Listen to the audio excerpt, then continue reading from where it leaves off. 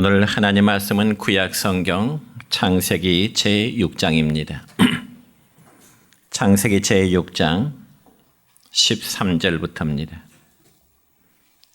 신약 성경 8페이지가 되겠습니다.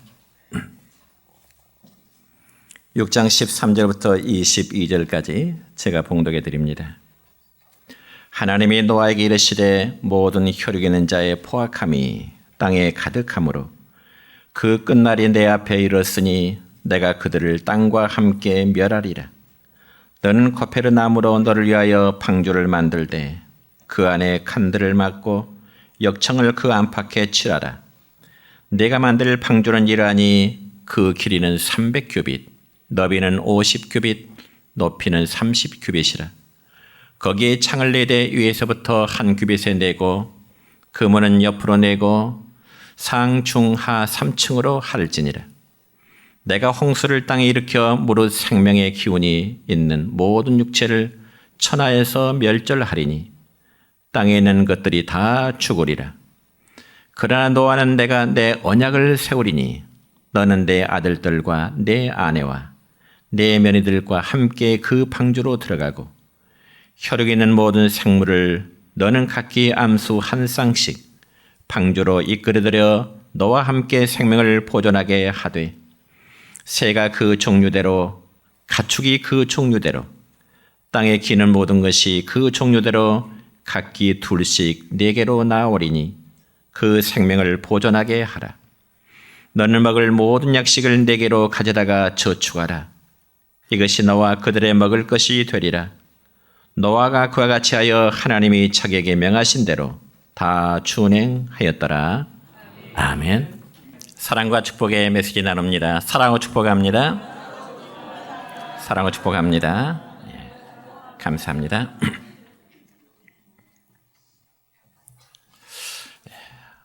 오늘은 구약성경 창세기 6장 13절부터 22절에 있는 말씀을 중심해서 하나님이 기뻐하실 가정이라는 제목으로 말씀을 선포하고자 합니다.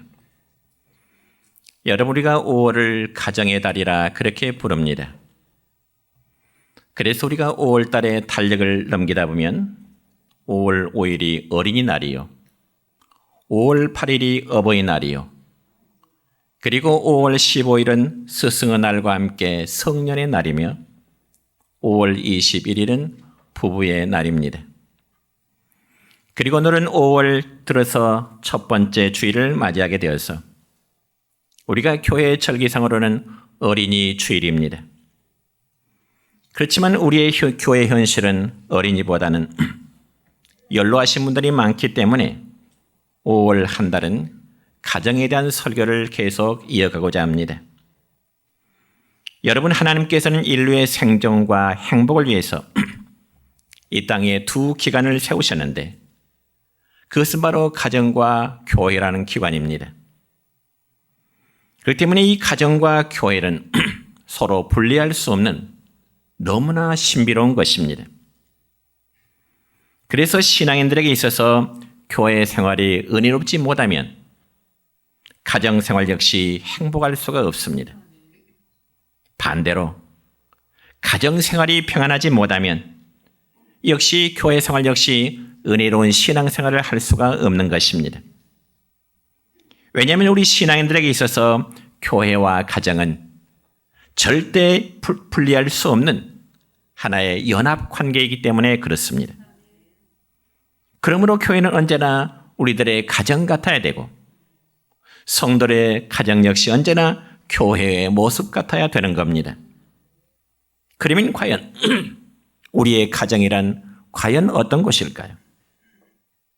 여러분, 가정은 건물이 아니고 사람이 사는 것입니다.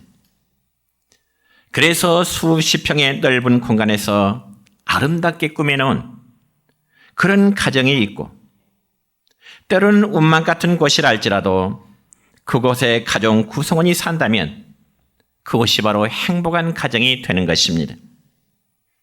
그러니까 가정은 여러분 건물이 어떠하든지 전혀 상관이 없습니다. 문제는 그 안에 가족 구성원들이 정말 사랑하며 그리고 의지하며 행복하게 살아가고 있느냐 하는 것입니다. 만약에 호화스러운 고급 주택에서 날마다 싸움 소리가 그치지 않는다면 그것은 정말 행복한 가정이 아니요, 아마 보이는 지옥과 다를 바가 없을 것입니다. 반대로 비록 초라하고 좁은 집이지만은 그 속에 웃음이 있고 그 속에 사랑이 있고 서로 의지하고 사랑하는 것이라면 그것이야말로 정말 행복한 가정임을 믿으시기를 바랍니다. 그래서 가정은 쉼이 있는 것이고, 그리고 서로의 행복을 나눔이 있어야 하는 것이 바로 하나님의 교회도 마찬가지입니다. 그러면 교회나 가정의 구성원은 행복을 위해서 어떻게 해야 될까요? 행복이 저절로 찾아올까요? 행복이 하늘에 떨어질까요? 결코 그렇지 않습니다. 여러분의 행복을 위해서는 당연히 가족 구성원이 서로 많은 노력을 해야 되는 겁니다.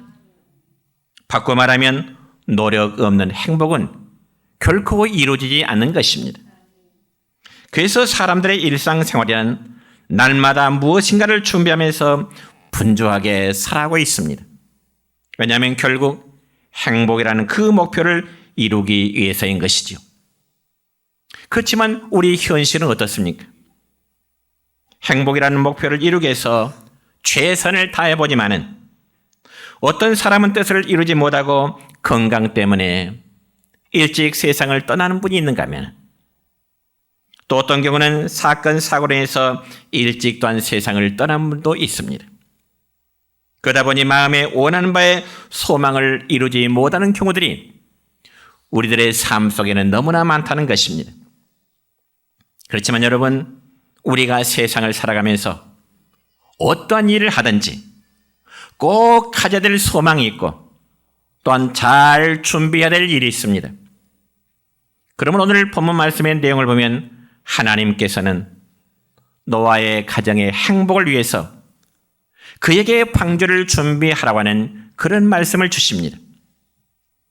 그자 노아는 하나님 말씀에 순종해서 방주를 예비하여 홍수 심판을 이겨내므로 온 가정이 구원을 받는 행복한 가정, 복된 가정이 되었던 것입니다.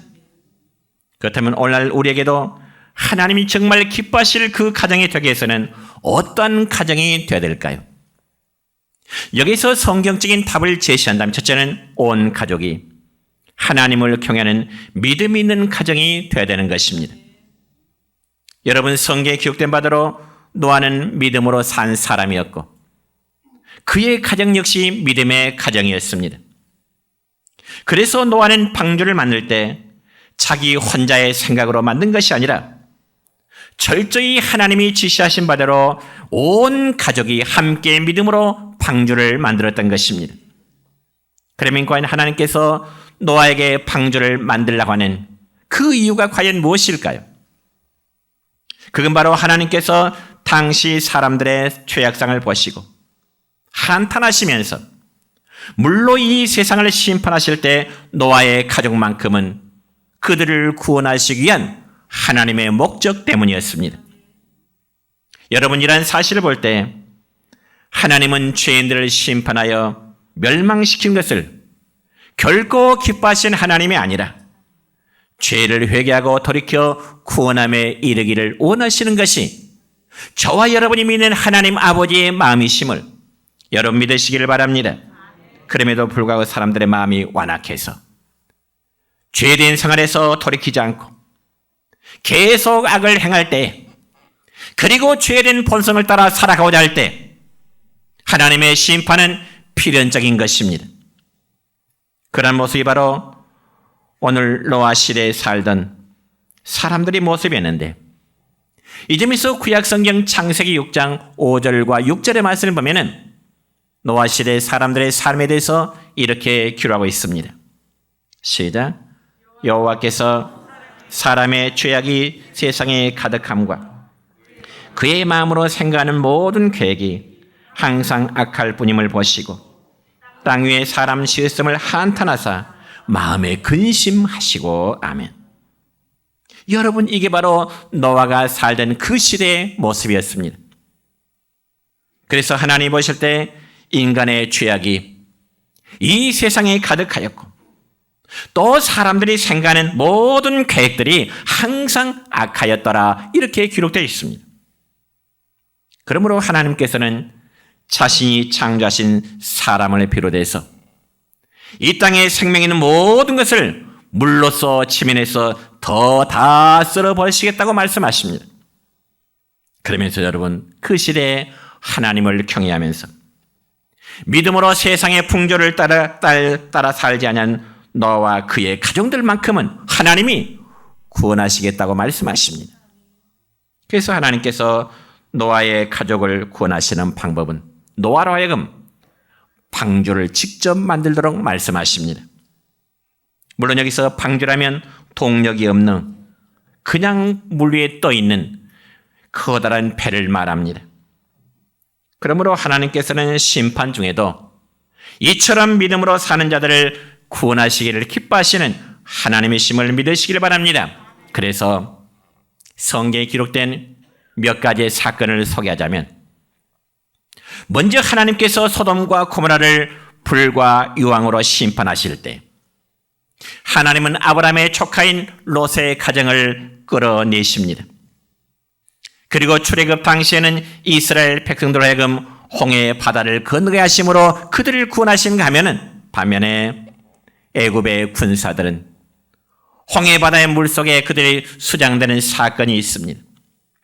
뿐만 아니라 구약성경 여호수아의 말씀을 보면은 여리고 성이 무너질 때 믿음으로 이제 정탐꾼을 영접한 기생 라합과 그 집에 피한 모든 권속들이 구원함을 받은 사건이 있습니다. 그 외에도 많은 사건들이 있습니다.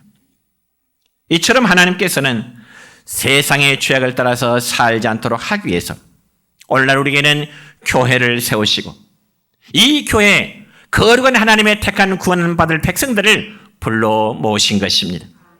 그리고 성령의 감동과 말씀의 은혜를 통해서 구별된 믿음의 백성들로 살아가도록 촉구하고 계시는 것입니다. 그럼 여러분 믿음으로 구원을 받을 자는 유대인이 되었던 이방인이 되었던 그리고 남녀노소 빈부 귀천에 차별이 없습니다. 또한 죄의 경중을 가리지 않고 누구든지 예수님을 자신의 구주로 고백하며 주님의 십자가의 본을 믿고 회개하는 자는 죄의 상을 받아서 그런 자는 의롭다를 받고 구원함에 이르게 될 줄 여러분 확신하시길 바랍니다. 여러분 신약성경 사도행전 10장 35절의 말씀 보면 이런 말씀이 있습니다. 시작. 각 나라 중 하나님을 경외하며 의를 행하는 사람은 다 받으시는 줄 깨달았도다. 아멘. 그러면 뭘 받았다는 말일까요? 바로 구원함을 받았다는 의미입니다. 어떤 자가요 하나님을 경외하며 의를 행하는 자에게 다 하나님의 구원함이 이르게 된다는 말씀입니다. 그러니까 이 말씀에 보면 어느 민족이나 어떠한 혈통이 날지라도 하나님을 경외하는 사람은 다 구원함의 축복이 이르게 된다는 하나님의 약속이십니다. 여러분 사도행전 10장에 보면 고넬료라고 이름하는 군대의 백부장이 나옵니다. 이 고넬료는 사람은 이방이지만은 참으로 하나님을 잘 경외했던 사람입니다. 그래서 사도행전 10장 1절과 2절의 말씀을 보면 고넬료에 대해서 이렇게 소개합니다. 시작. 가이사라에 고넬료라는 사람이 있으니 이달리아 부대라는 군대의 백부장이라. 그가 경건하여 온 집과 더불어 하나님을 경외하며 백성을 많이 구제하고 하나님께 항상 기도하더니 아멘. 여러분 이 말씀 보면 고넬료라는 사람은 그의 직업이 군인입니다. 그리고 군대에서 그의 위치는 백부장입니다. 여러분 백부장이라면 100명의 부하를 거느리는 하나의 지휘관입니다. 그렇지만 사실 고넬료가 유대 사람도 아니고 이방인으로서 더군다나 군인의 신분으로 신앙을 간다는 것은 결코 쉬운 일이 아닙니다. 왜냐하면 군인은 시간적으로도 맞지 않을 경우가 많고 더구나 하나님의 말씀보다는 상급기관의 명령이 우선이기 때문에 하나님을 참으로 잘 경배하기가 결코 쉬운 신분, 직업이 아니라는 말씀입니다. 그럼에도 고넬료는 성경 보니까 정말 어려운 환경 속에서도 하나님을 잘 경외했던 사람입니다. 그리고 고넬료는 자기 혼자만이 아니라 온 집으로 더불어 하나님을 경외하게 되었느라고 말씀하십니다. 이게 바로 참 신앙인의 모습인 것입니다. 그럼에도 어떤 분들은 말하기를 신앙생활을 하고자 하지만 참 내 환경이 여의치 않다. 환경을 탓하는 분들이 있습니다.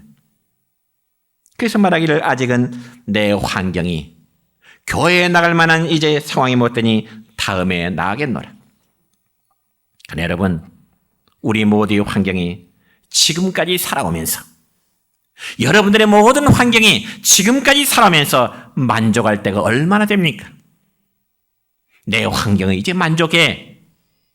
그런 때가 과연 얼마나 되느냐 그 말이죠. 여러분, 비록 내 환경이 힘들지라도 우리 모두 노아의 가정처럼, 그리고 고넬료의 가정처럼 온 가족이 하나님을 경외하는 믿음의 가정이 되시기를 주님의 이름으로 축원합니다.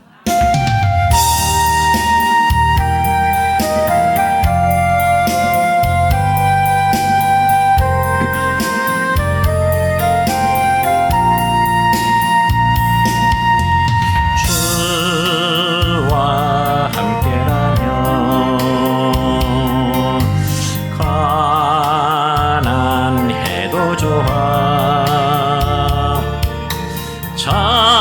참된 부요함이 내 맘에 가득하니까 때로는 날 유혹하려고 세상 바람 휘몰아쳐와도 나는 결코 잊을 수 없어. 자비로운 주의 음성을 주와 함께라면 병들어도 좋아. 참된 강건함이 내 맘에 가득하니까 때로는 날 넘어뜨리려 거센파도 휘몰아쳐와도 나는 결코 놓을 수 없어. 따사로운 주의 손길. 두 번째로 하나님이 기뻐하실 가정은 온 가족이 하나님의 말씀을 따라 살아가는 가정입니다.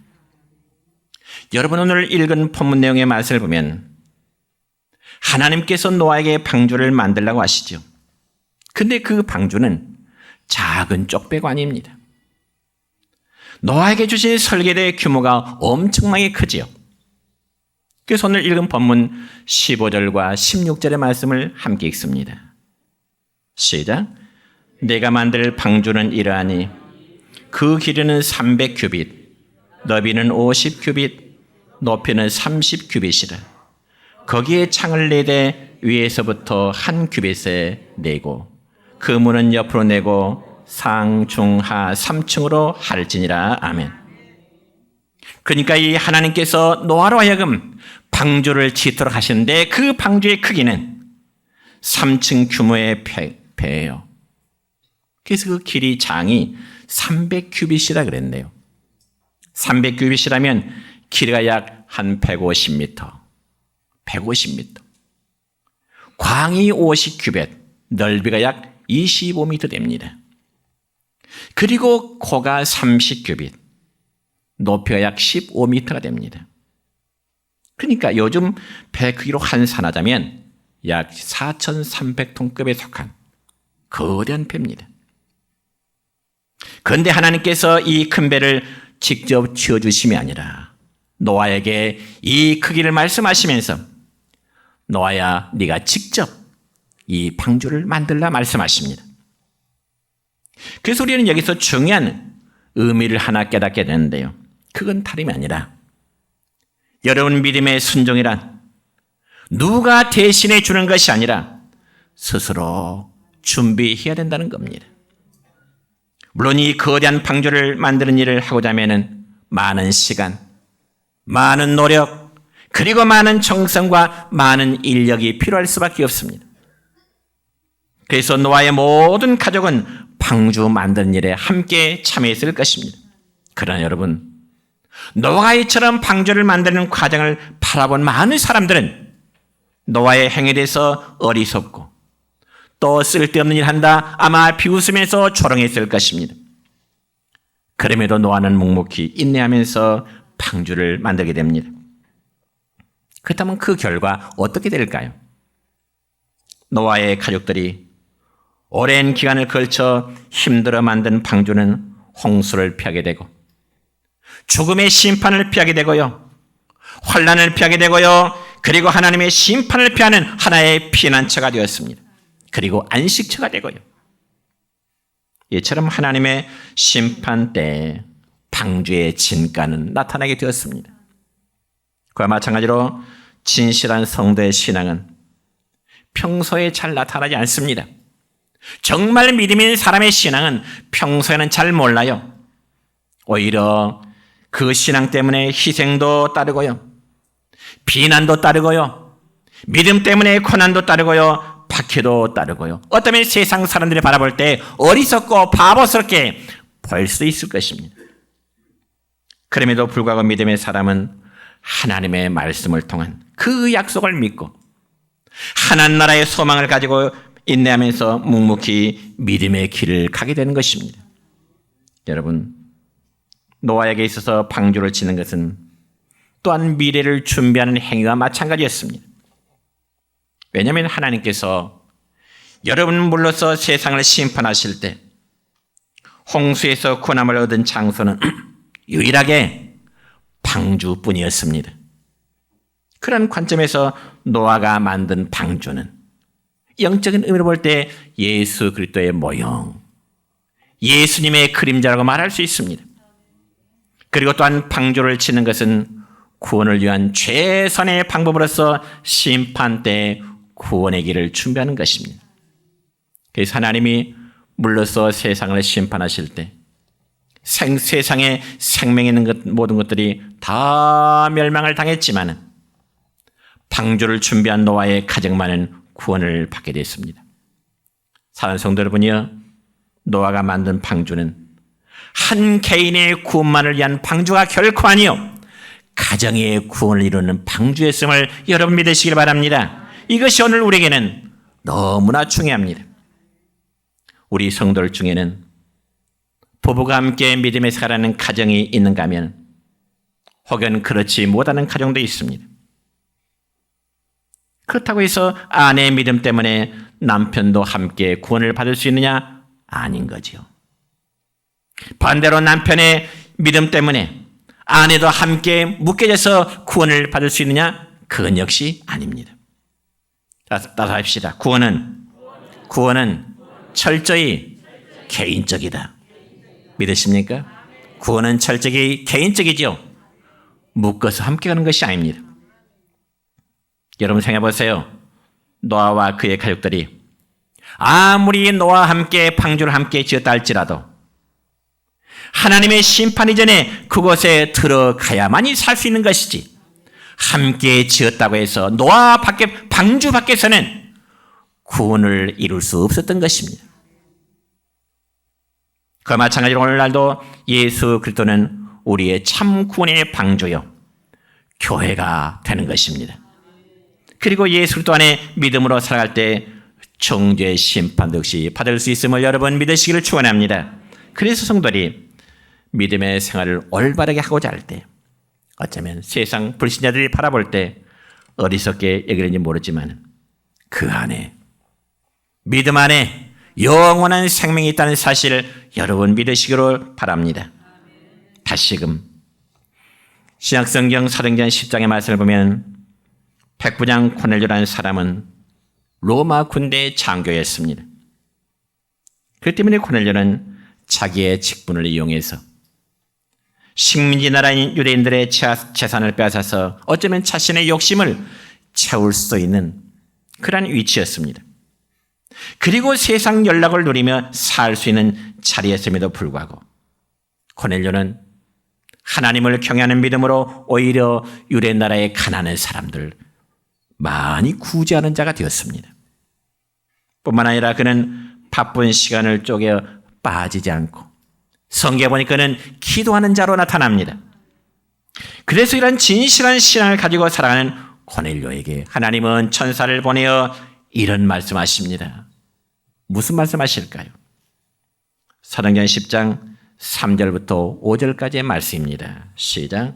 하루는 제9시쯤 되어 환상 중에 밝히 보매 하나님의 사자가 들어와 이르되 고넬료야 하니 고넬료가 주목하여 보고 두려워 이르되 주여 무슨 일이니까?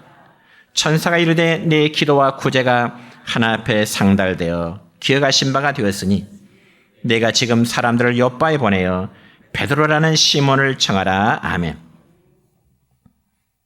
여러분, 이처럼 하나님을 진실히 경외하는 사람은요, 세상의 풍습을 따라 살지 않냐고 하나님 말씀에 순종하며 살아기를 정말 즐겨하는 자가 되는 것입니다. 특히 우리는 지난 2년 동안 코로나 팬데믹과 더불어 정치 상황에 몰려서 한국 교회가 많은 시련을 겪었습니다. 그래서 코로나로 인해서 예배가 축소되는가 하면은 혹은 정부의 방역 지침으로 인해서 신앙생활을 제대로 하지 못할 만큼 많은 압박도 받았습니다. 그럼에도 우리는 결코 예배를 쉴 수가 없었습니다. 많은 교회들이 정부의 지침이니까 어쩔 수 없다고 하면서 예배를 축소하다 보니 성도들의 교회에서 많이 떠나가 버린 현상들이 생겼습니다. 그리고 이제 다시 회복하려니 결코 쉬운 일이 아닙니다. 여러분, 하나님이 기뻐하실 교회와 가정은 하나님의 말씀을 따라서 변함없는 믿음을 지켜나가는 것임을 여러분 믿으시길 바랍니다. 그래서 우리는 스스로 나의 신앙이 정말 하나님이 기뻐하시는 그 믿음의 삶을 내가 지금 살아가고 있는가 자가 진단을 한 번씩 해보시기 바랍니다. 여러분, 이런 글을 읽은 적이 있네요. 어떤 목사님이 밤늦게까지 한국의 안보와 타락에 가는 교회를 위해서 기도하다가 잠이 들었다는 거지요. 기도 중에. 그런데 그 목사님이 기도 중에 꿈속에 큰 정원을 거닐게 되는데 그 정원에는 곳곳에 우람한 무화과 나무가 가득 심겨져 있다는 겁니다. 꿈속에 보니까. 그리고 그 무화과 나무에 가지는 큰 무화과 나무 열매들이 주렁주렁 열린 것을 보았습니다. 그래서 정원 속의 무화과 나무 열매를 보면서 감탄하고 있던 중에 한 무화과 나무 열매를 가까이 가서 들여다보니까 깜짝 놀라게 된 겁니다. 왜냐하면 멀리서 본 그 무화과 나무가 큼직하고 참 좋게 보았는데 가까이 가서 보니까 무화과 나무가 다 열매가 썩어 있더라는 겁니다. 그리고 다른 열매들도 자세히 하나씩 보니 모두 다 마찬가지예요. 멀리서 본 무화과 열매는 탐스럽게 보이고 그랬는데 가까이서 보니까 다 썩었더라는 거죠. 그래서 그 열매를 보며 당하고 있는데 하늘에서 큰 음성이 들리더라는 겁니다. 그 음성은 다름이 아니라 다 썩어 문드러졌기 때문에 정원을 갈아엎고 다시 세워야 하겠다. 하늘에서 그 음성이 들리더라는 겁니다. 그래서 그 목사님은 하나님께서 오늘날 한국 교회의 현실과 타락한 세속주의 신앙을 다시금 이렇게 세우라는 하나님의 계시로 그 목사님 받아들였다고 하는 그 글을 읽은 적이 있습니다. 여러분, 우리는 분명히 문명의 발달로 인해서 모든 것을 편리함 위주로 살아가고 있습니다. 그러다 보니까 우리의 신앙생활도 편리함 위주로 하려고 하는 경향들이 많아요. 편리 위주로. 그래서 하나님 말씀을 중심하는 교회와 가정이 아니라 그저 육신의 편리함을 따라서 살아가고 있지만은 그런 모습은 결코 하나님이 기뻐하실 모습은 아닌 것입니다. 바라기는 우리 모두 하나님의 말씀을 따라 실천하며 사는 정말 좋은 행복한 가정, 믿음의 가정 되시기를 주님의 이름으로 축원합니다.